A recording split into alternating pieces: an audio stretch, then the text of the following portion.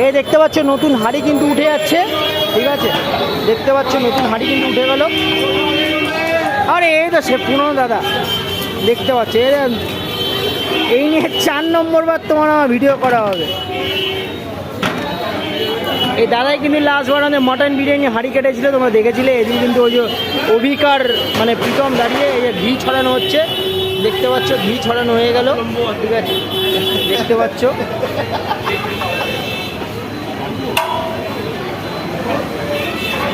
এটা দাদা মাটনের হাঁড়ি তাই তো, মানে মাটনের হাঁড়ি তুমিই কাটো নাকি?